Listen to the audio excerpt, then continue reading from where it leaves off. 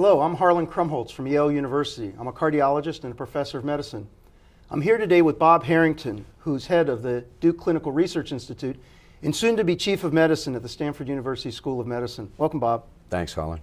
Today we're going to talk about a topic that I've been focusing on a lot lately, which is this question of open science and data sharing. It's an issue about whether or not we should be working harder to ensure that data that are relevant to the risks and benefits of products that are sold, and even more so, that can be yielded from investments in research, particularly from the public sector, government funding of research. How can we be sure that it's more readily available and that we can make better advantage of it, and that we can also ensure that maybe different ways of looking at it than the original investigators might have looked at it get a chance to be aired? I know you and I have talked about this a lot. We want to share it a bit with the audience. What are your thoughts about this?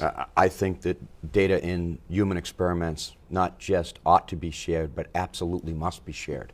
And how one does that, I think we could have a longer discussion about the rules, the boundaries, how do you make sure that things are properly done, et cetera. But that's the world we're in. I mean, there's this whole notion, what is it called, big data, that there's a lot of information out there.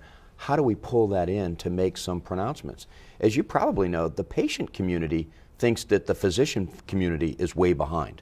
You have these websites, Patients Like Me, where a frustration with dealing with the individual investigator who doesn't want to share his or her data led a group to form a social network where patients contribute their data. In this case, it started around ALS, and they contribute their data. They can then run analytics because they're part of a community where they're sharing their data. Therefore, they should have access to the broader population of data. We should be doing that. Well, it's a question when patients have given us consent, whose data is it anyway? These data should be a common public resource, and we should be working hard to make it available. I want to just, for the listeners, to let them know that some of the things that have come out recently, we looked at a bunch of NIH trials, even almost 3 years after the trials are over. The trials are over, all the follow-up is completed. Trials, they're not published. Almost 50% of them are not published. In industry, we've seen time and time again where information that's relevant to the risks and benefits of products are not shown, aren't even published at all or selectively published. And there was one other article I thought was very interesting. Lisa Barrow's group put in BMJ recently that she got some data, finally got it out of the FDA around some drugs, and found that actually in half the cases it made the drug look better, half the cases it made it look worse. You can't predict. I mean, these information that are missing can be quite consequential, but you don't quite know what they're going to say unless we can all see it. There's so many pieces of that are worth talking about. There's public trials, as you know, we've learned through the clinicaltrials.gov project, that there's many both public and private funded trials that never get completed. They get open, they never get completed. What happens to that information? Yep. Then there's the group that finish but never get published. I mean, that's just wrong. Yep. People have consented. People have consented. They've agreed to participate in research. Yep. I often get into this argument as I'm discussing contracts between private industry and an academic place about who actually owns the data. Yeah. And it surprises you sometimes. Well, we're paying for the research. We own the data.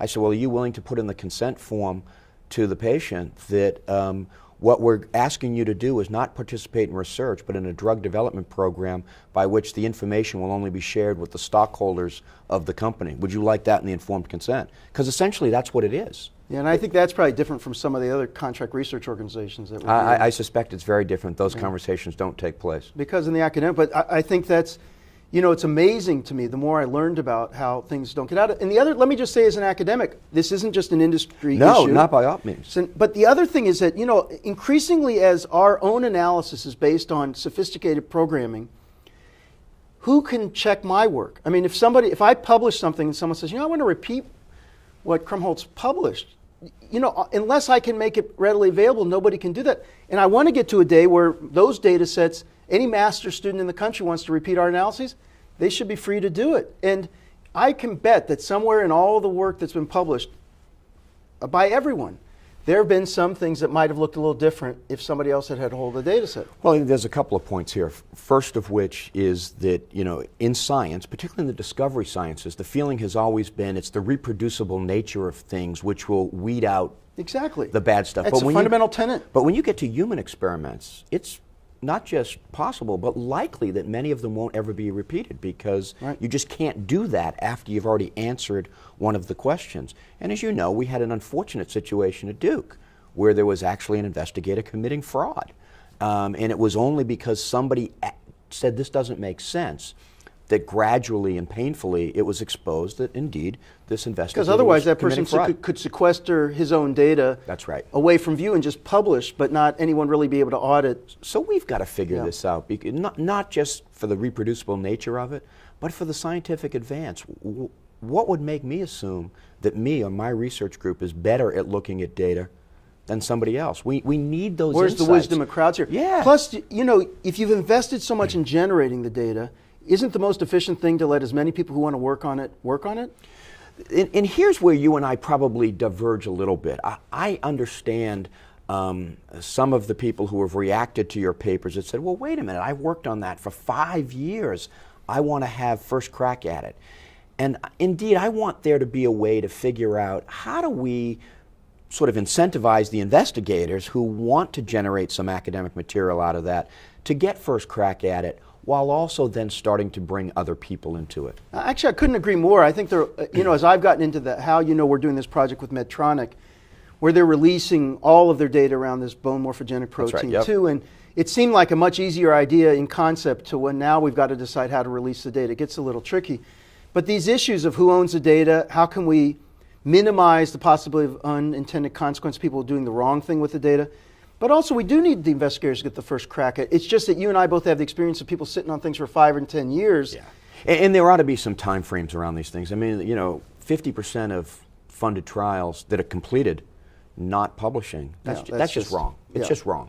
That data needs to be out there, and we need to ensure that that's out there. And our quality metric ought to be, are we prepared to publish within 6 to 9 months? I mean, I know I've seen so many of your trials, you're at the next session, you know, and for us, I think it often occurs that, you know, if you don't, where's the quality metric? Where's the NIH stepping in and looking at this? And it should follow me around at the NIH. Well, if you've completed a clinical trial and you've not published the paper, to me, that's a negative mark against you. Well, you shouldn't get another grant until you're finished I would agree. Now, one of the things we'll have to deal with is some of the complexities of publishing papers. Journals, because the papers, I tell a story that years ago we did a large clinical trial that was looking at a new therapy, neutral trial. You and I have talked about negative trials. Neutral trial. It then took close to 18 months to get it published because people said, well, this just isn't that interesting. I said, wait a minute, this is a 5,000 patient clinical trial in an important disease state. You have to publish this. It would be wrong. So we need to deal with some of those things. But maybe with PLOS and a lot of the other things. But clearly, that's the question. What's the root cause? It's multifactorial. It's not always just the investigator. Well, I hope that we're going to be making some traction on this. I think that there's a lot more interest in it. The how is what we're going to have to get right. But it's a good first step. I mean, having the conversation, you writing about it, you doing this Medtronic project. We have a group back at Duke who utilized the pediatric exclusivity rule as a reason to gain access to FDA data, to basically say, you know, this rule's been in place for a while. Are people actually doing pediatric work, and what's it showing? Yeah. And it's been amazing as they've written a series of papers about this. None of this data had been published, or very little of it had been published, but yet it's there, and that's just not right. So we should all be. I think the important thing is, whether it's industry, academics, no one's purposely. I think very few would be trying to purposely do it. That's a minority. But we just have a culture and a system where we just haven't been in the habit of doing this. And I think if we can change those expectations, working in partnership, industry, academics, public, we can make a lot of progress. I couldn't agree more. And I think it's, you know, I do believe, as you said, in the wisdom of the crowd, or what's been called crowdsourcing. Yeah. Send it out there and get some different views. So let's see. Let's allow the science to emerge, the best science to win. Which is the country that we want to live in, isn't it? Exactly. Thanks very much, Bob. It's great. Thanks, Harlan.